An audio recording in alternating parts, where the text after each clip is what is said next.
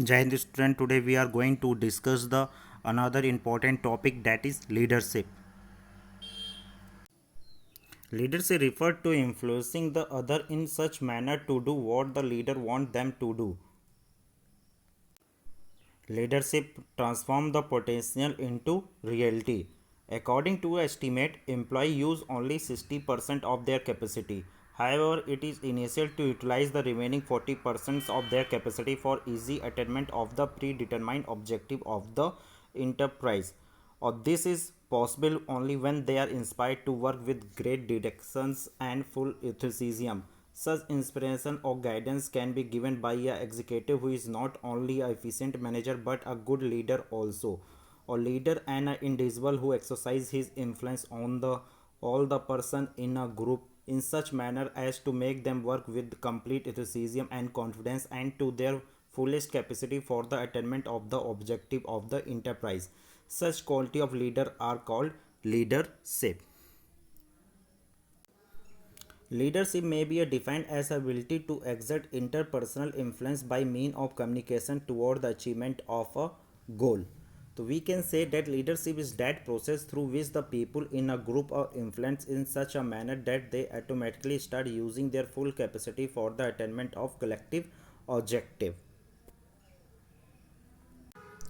Now, who is leader? Leader is that person who has the ability to influence the other. After discussing all that, there is some features of leadership. The first, influencing process. Leadership is in the form of influence process. Here influence means bringing other under one's own influence. A leader behave with his such follower in a such way that they automatically come under his influence. They start working as they are told by their leader. It is said that the exercise of influence is the essence of leadership. Next, behavior changing process. Leadership has the power to change the behavior of their follower. A manager who has this ability gets a better work performance from his subordinate. Next, interpersonal relation between the leader and follower. The chief requirement of leadership is the presence of followers. One cannot think of leadership without follower. Without a follower, leader has no existence. In order to make leadership meaningful, it is the imperative to have follower or to work with him. Therefore, leadership indicate interpersonal relations between the leader and the follower. Next, achieve common goal. A prominent feature of leadership is the achievement of the common goal. It means it achieves not only the objective of organization but also individual goal. And last, continuous process. Leadership is a continuous process. A manager has to use his leadership ability continuously. It means that it need not on any particular occasion but is needed all the time. Now, here is a managership and leadership difference between. A manager is a person who perform all the managerial activities. On the other hand, a leader is a person who fulfill the expectation and aspiration of his follower.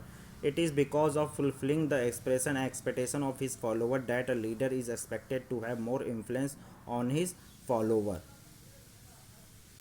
In other words, we can say that whatever the leader wants, the follower do.